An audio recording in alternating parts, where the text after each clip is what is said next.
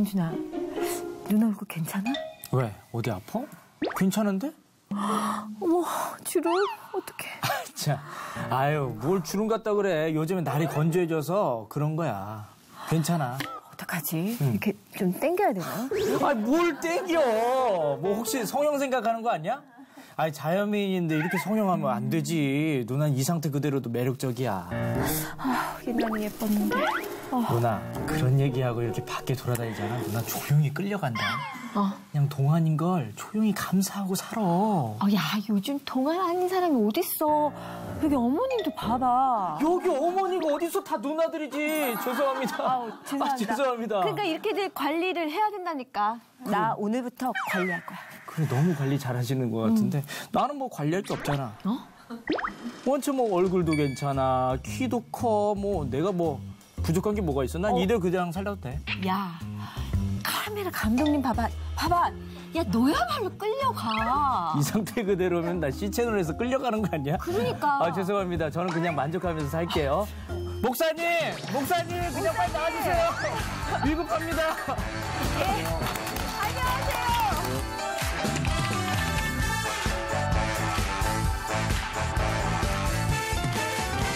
한 주간 동안 잘 지내셨습니까? 네, 지금 잘 지냈습니다. 네. 근데 외모에 별로 이렇게 만족하지 못하는 듯한 이야기를 내가. 성현 씨가 만족을 못해. 저 요즘 그렇구나. 고민이에요, 목사님. 주름이 너무. 주름. 네. 제가 한 보름 전인가? 네. 신문을 보니까 그 외국의 그 유명한 모델 이야기가 나왔더라고요. 네네. 그래서 좀 이제 읽어봤는데 그분이 이제 이름만 대면 우리가 다 아는 그런 모델인데. 뭐 하셨대요? 그분? 아니요. 근데 뭘 한 게 아니라 그분이 아무것도 안 했어요. 예. 근데 50이 넘으셨는데 세계적인 모델인데 그분이 그런 얘기를 하더라고요. 뭐라고 얘기하냐면 자기 나이에 네. 가장 대표적인 미인이 되고 싶다. 보시잖아요. 그러니까 요즘 보면 그 자기 나이는 50이면서 20대 얼굴을 하고 싶어 해서 막 여기다 이렇게 넣고 이러는 것보다도 그 자기 나이에 걸맞는 미모를 갖고 싶다. 이렇게 얘기를 하더라고요. 그래서 저는 그 얘기를 들으면서 참 좋은 생각이다라고 맞습니다. 생각해요. 그러니까 성현 씨는 성현 씨의 나이에 맞는 미모를 가지면 되는 거예요. 반성하세요. 네, 반성하세요. 네, 반성하겠습니다. 근데 세월이 지나면서 주름 생기는 건 당연하고 맞습니다. 또 얼굴이 처지고 배 나오고 뭐 이런 거는 당연한 거예요. 배 나온 건 당연한 것 같지 않아요? 네. 내가 배가 나와서 그래요.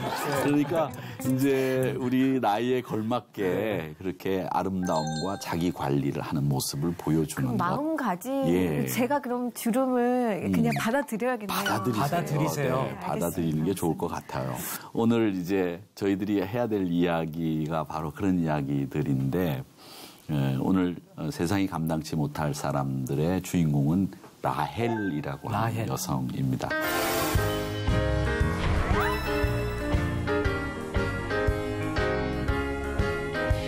이 라헬은 굉장히 경쟁력이 있는 그런 인물이라고 볼 수 있어요. 현대 사회에서는.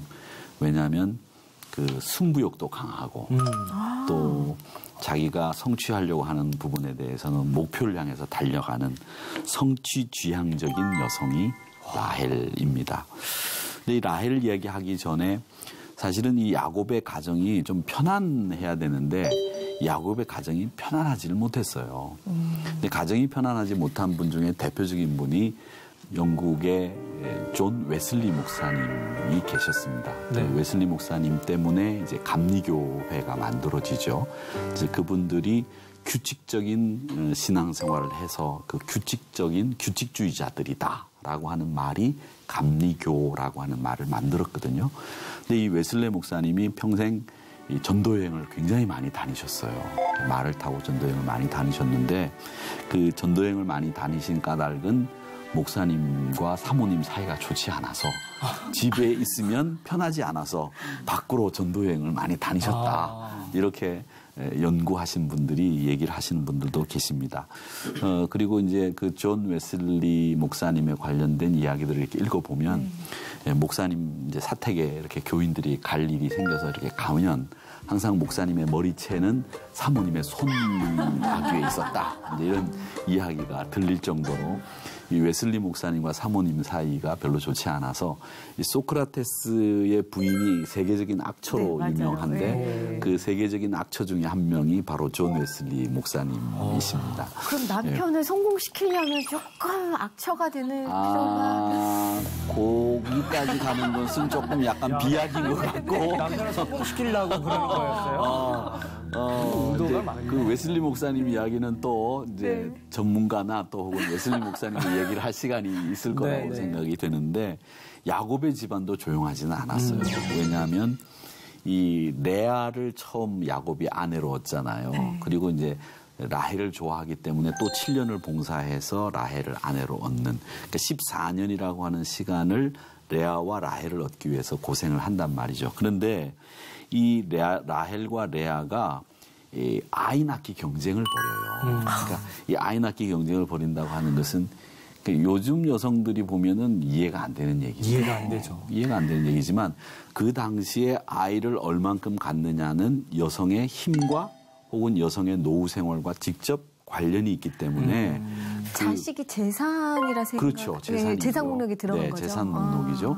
그리고 그 자식이 얼마만큼 있느냐, 유력한 자식이 내게 몇 명이 있느냐에 따라서 이 여성의 그 집안에서의 주도권이 헤게모니가 쥐어지는 거기 때문에 아이 낳기 경쟁을 벌이잖아요. 레아하고 라헬이. 이렇게 벌이다 보니까 라헬과 그 레아는 자기들이 아이를 못 낳게 되니까 자기의 몸종까지 야곱에게 이렇게 방에 들여보내서 아이를 낳게 해서 그 아이들조차도 자기 휘하에다 놓고 힘을 쓰고 싶어하는 그런 경쟁을 벌이죠.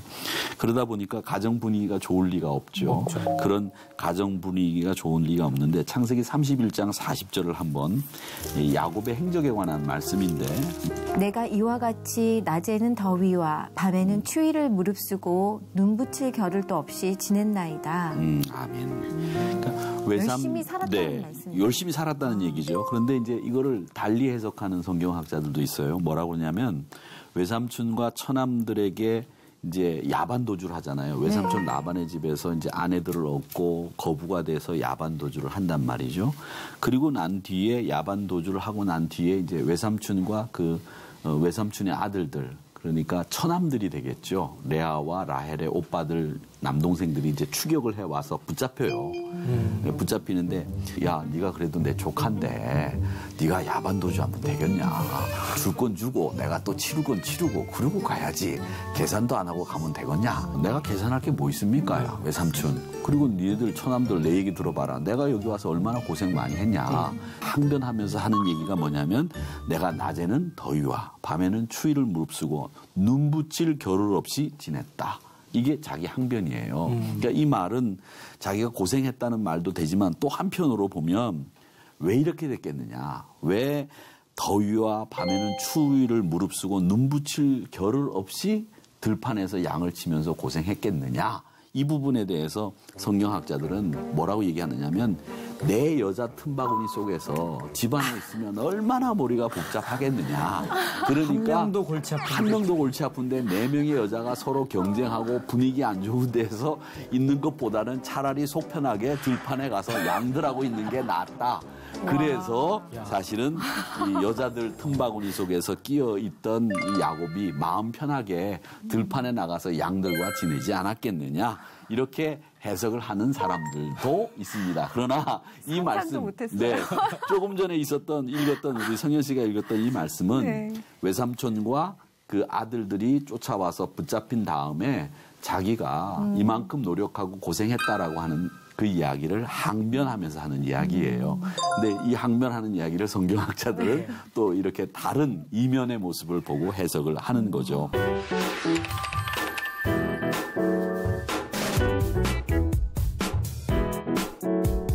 이 라헬이라고 하는 여성은 어떤 여성이었느냐라고 하는 부분에 대해서 우리가 생각해 봐야 되겠는데 라헬은 일단 야곱이 처음부터 끝까지 초지일관 끝까지 사랑했던 여인이에요. 야곱이 하여튼 오매불망이라고 하는 말이 있잖아요. 오매불망 이 야곱은 야곱은 라헬만 생각을 합니다. 왜 그 대중가요 가사들 중에서 뭐 안즈나 서나 뭐 생각 뭐 이런 노래가 있는데 그게 바로 야곱의 마음을 대변해주는 가장 적절한 생각 그 가사라고 생각을 해요. 하여튼 안즈나 서나 라헬 생각밖에 안 했던 사람이 야곱입니다. 그만큼 좋아했어요. 그러니까 이 야곱이 라헬을 좋아한 정도를 어떻게 표현할까 정말 그 말로 표현할 수 없을 정도로 라헬을. 그러니까 어떻게 보면 한 남자의 사랑을 평생 그렇게 받았던 라헬은 행복한 여자라고 할 수 있겠죠. 자, 그런데 이제 사랑을 하기 때문에 이제 결혼을 이제 하려고 외삼촌에게 가서 삼촌 내가 라헬을 좋아합니다. 결혼했으면 좋겠습니다. 근데 제가 지참금이 없으니까 제가 7년 동안 삼촌을 위해서 봉사하겠습니다. 그러니까 7년 제 인건비 대신에 지참금으로 여겨주시고 라헬을 저에게 아내로 주십시오. 이렇게 얘기를 한 거죠. 이제 그러고 난 뒤에 이제 결혼을 해가지고 첫날 밤 자고 일어나서 이제 뭐 요즘처럼 전기가 있는 것도 아니니까 그냥 라헬인 줄 알고 첫날 밤을 지내고 아침에 꽃기요 하고 이제 새벽 닭이 울어서 이렇게 눈을 떠서 옆에 이렇게 보니까 라헬이 아닌 거예요. 자기가 라헬이라고 사랑한다고 그러면서 그랬는데 저는 그 첫날 밤을 보낸 레아의 그 심정이 얼마나 그 가슴 아팠을까, 속으로 얼마나 눈물을 흘렸을까 이런 생각해요. 자기를 사랑한다고 하면서 라헬이라고 이름 불렀을 거 아니에요. 라헬 사랑해, 라헬 사랑해. 얼마나 많이 되뇌었겠어요. 근데 자기는 라헬이 아니고 레아잖아요. 근데 왜 말을 안 했을까요? 그러니까 말을 하면 거기서 왜 말을 안 했어요? 말을 하면 어떻게 됐겠어요? 아니 당신이 여기 웬일이야? 나가 라헬 데리고 와. 난리가 났을 거예요. 이건 사기 결혼입니다. 네, 사기 결혼이죠. 근데 레아는 야곱의 사랑을 받고 싶었던 것 같아요. 그래서 내가 비록 라헬이라고 남편이 생각을 하더라도 나는 그 남편 사랑 받고 싶다. 그러니까 레아의 그 야곱을 향한 뜨거운 열정도 대단한 거고. 짝사랑을 했네요. 네, 한 것 같아요. 그래서 레아는 거기서 1절 입 함구 딱 하고 첫날 밤을 보내고 야곱은 깜짝 놀라는 거죠. 그래서 외삼촌한테 달려가서 항의하는 거예요. 삼촌 이럴 수 있습니까? 나는 라헬 없으면 못 삽니다. 그러니까 이 삼촌이 야 우리 동네 풍습은 언니가 먼저 시집을 가고 동생이 시집을 가기 때문에 그 언니를 보냈다. 그게 말이 좀 안 되는 얘기죠. 네. 나는 그러면 언니를 먼저 시집 보내고 그다음 내가 라헬한테 시집 장가를 가야지 되는 거지. 네. 아니 그래 언니 시집을 먼저 보내는 게 풍습이라고 나한테 시집을 보내면 어떡합니까? 이런 얘기를 야곱도 했겠지만 어쨌든 외삼촌 라반도 아주 교묘하게 짝이 없는 사람이거든요. 야곱이 교묘했다고 하면 라반은 교묘에다가 플러스 2, 제곱 2 정도 되는 사람입니다. 그래서 레아와 라헬을 다 야곱에게 맡겨버리는 거죠. 그러니까 야곱이 앞날에 이 라반이 좀 이 예지력도 있는 것 같아요. 야곱이 하는 짓 보니까 이 녀석 꽤 괜찮은 녀석이야. 이거 다른 사람들보다도 우리 딸들을 야곱에게 다시 보내는 게 좋겠어. 아마 이렇게 생각을 했던 것 같아. 그래서 레아도 라헬도 다 야곱에게 줬던 겁니다. 자, 그렇게 야곱만 사랑했는데 사실은 이 라헬을 그렇게 사랑했지만 라헬 그러면 이제 야곱의 여자 이렇게 이야기를 할 수 있겠는데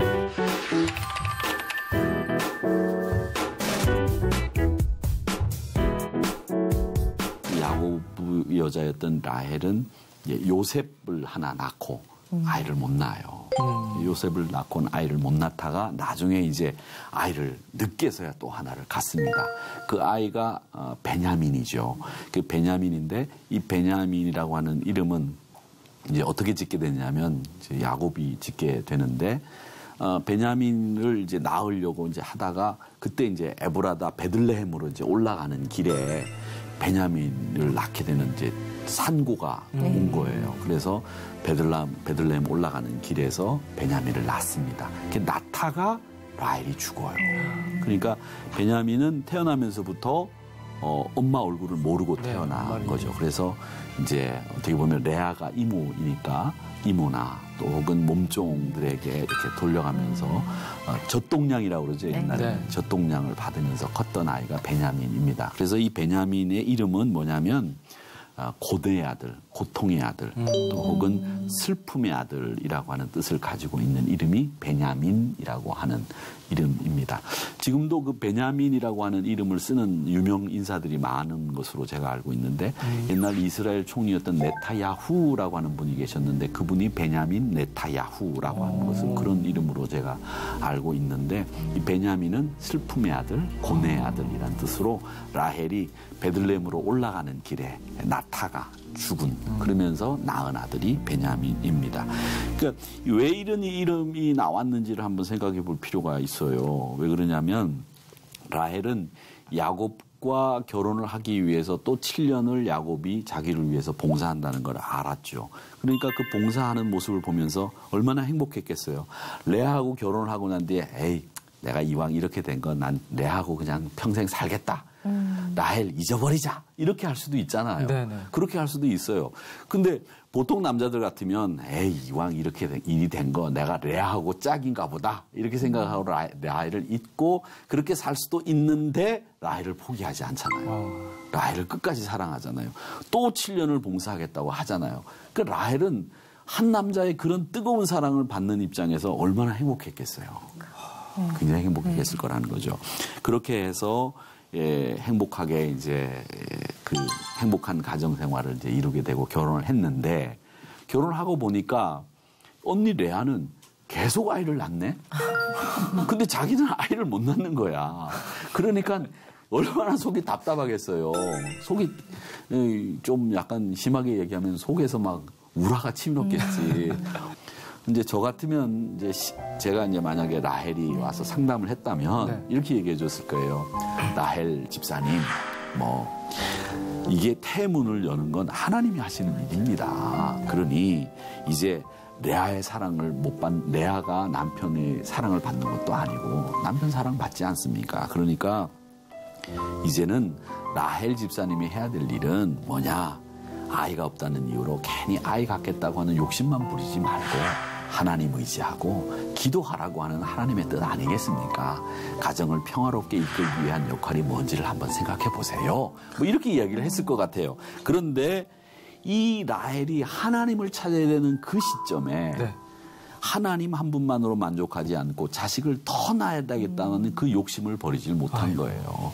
그래서 똑똑하고 야무지고 이쁜 여인이었지만은 자신은 다 갖춘 여성이라고 생각을 했지만은 자기가 태문을 열어주지 않는 하나님에 대해서 어떻게 원망했다라는 이야기는 없지만 마음속에는 그 원망이 왜 없었겠어요. 하나님, 남편이 나를 사랑하는데 남편의 자녀를 더 많이 생산하고 싶습니다. 하나님 도와주세요. 이렇게 기도하면서도 그게 이루어지지 않으니까 원망도 했겠죠. 그러니까 그 마음속에 만족함이 없었던 거예요. 만족함이 없으니까 그 마음속에는 항상 불평이 있고 자기 몸종을 남편 방에다가 이제 들어가라고 해가지고 몸종을 통해서 아이를 낳게 하는 이런 일까지 벌이게 되죠. 그러니까 또 레아도 니만 몸종 있냐? 나도 몸종 있다. 이래가지고 너도 들어가라. 그래가지고 그러니까 이 드라마 같은 얘기가 성경에 다 있는 거죠. 그래서 몸종까지 남편 방에 들어놓으면서 야곱이 정말 잘못했네요. 네. 중간에서. 네, 그러니까요. 네. 어떤 잘못을 했다고 생각해요? 아니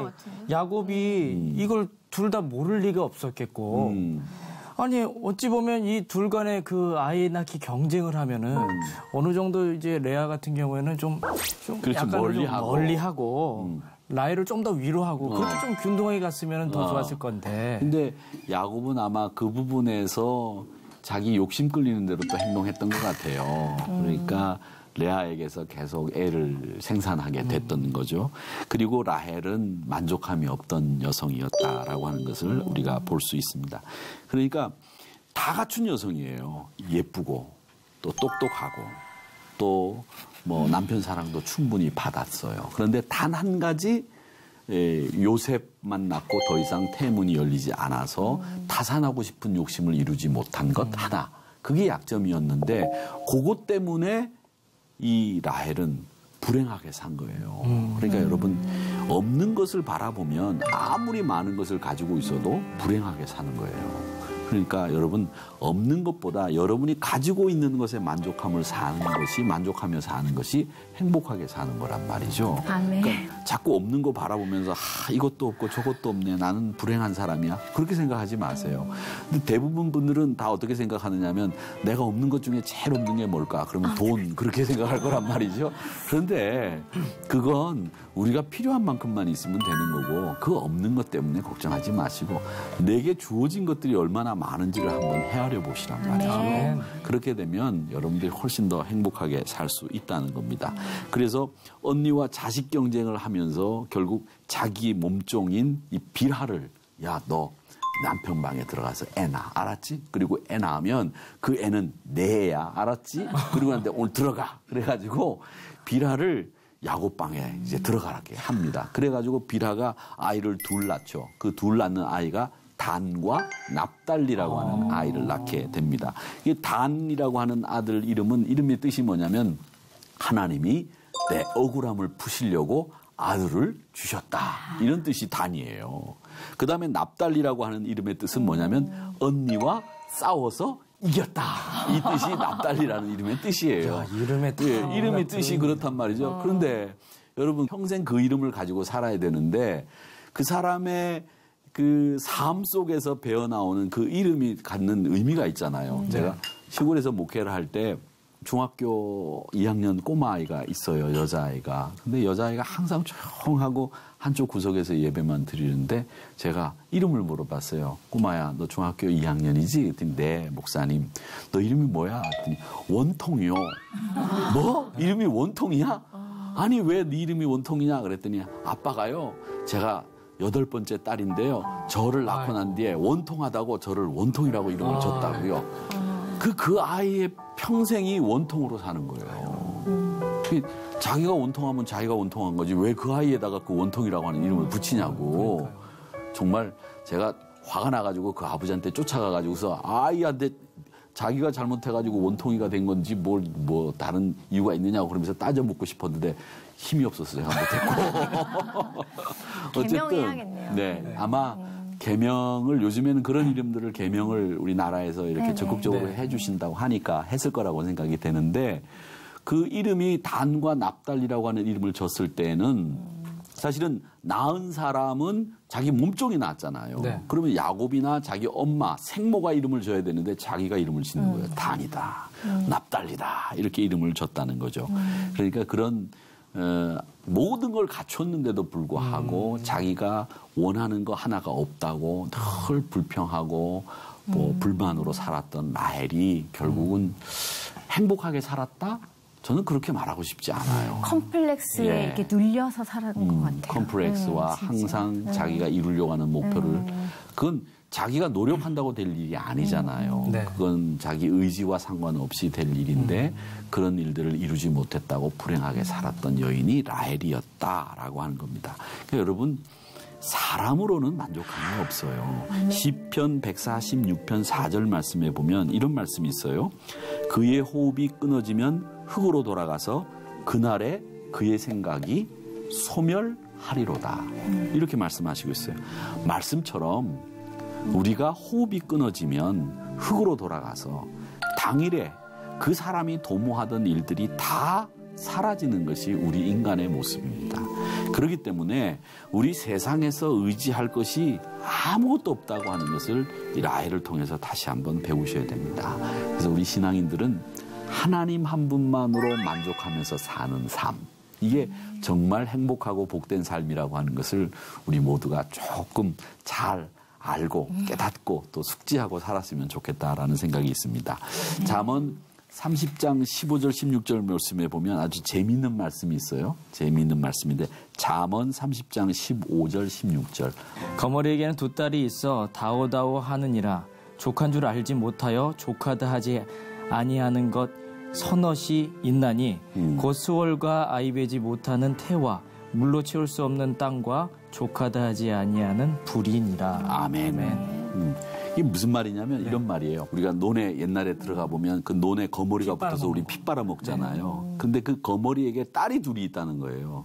잠언 말씀이 참 재미있는 말씀인데 딸이 둘이 있는데 이 딸들은 입만 열면 이거 다오, 저거 다오, 이거 주세요, 저거 주세요 이렇게 말한다는 거예요. 그렇게 말하면서 족한 줄을 몰라. 네. 만족할 줄을 모른다는 거죠. 그런 것이 있는데 그게 만족함을 줄 수 있는 것이 아무것도 없는데 자꾸 이것도 주세요, 저것도 주세요 그러는데 내가 줄 수 있는 것밖에 줄 수 있는 게 있는데 그게 뭐냐면 수월, 지옥. 그 다음에 아이 베지 못하는 태. 그 다음에 물로 채울 수 없는 땅. 그리고 족하다 하지 않는 불. 그러니까 불이라고 하는 것은 불나면 우리가 끄지기 전에는 계속 번지잖아요. 네. 불이 뭐 한번 번지기 시작하면 엄청난 속도로 번지고 이 불이 한번 삼키면 화마가 얼마나 엄청나게 많은 재산을 이 화마로 이렇게 잃게 돼요. 그러니까 그 불이라고 하는 건 만족함을 모른다는 거죠. 그래서 내가 너한테 줄 거는 만족함을 모르는 불. 이 땅을 채울 수 없는 그런 물 이런 거밖에 줄 수가 없다. 이렇게 하면서 만족함을 모르는 것이 얼마나 나쁜 것인지를 주는 지혜의 말씀이 바로 이겁니다. 근데 거머리라고 하는 곤충이 뭐 그렇게 많이 뭐가 필요한 곤충이 아니잖아요. 거머리가 뭐가 필요하겠어요? 물? 그다음에 논에 사는 것 정도? 햇빛? 이 정도만 필요하지 뭐가 그렇게 많이 필요하다고 거머리한테 두 딸이 있는데 다오 맨날 입만 열면 이거 다오 저거 다오 하냐 말이죠. 이거 만족함을 모르는 사람들을 이야기하는 겁니다. 그래서 여기 이 이야기를 보면서 우리의 삶이 행복해지고 기쁨으로 점철된 삶이 되려고 한다면 내가 없는 것보다는 내게 주어진 것들을 헤아릴 수 있는 능력 그걸 하나님 주세요라고 기도하는 것이 더 필요하지 않을까 이런 생각을 해봅니다. 오늘 여기까지 하겠습니다. 고맙습니다. 감사합니다. 감사합니다.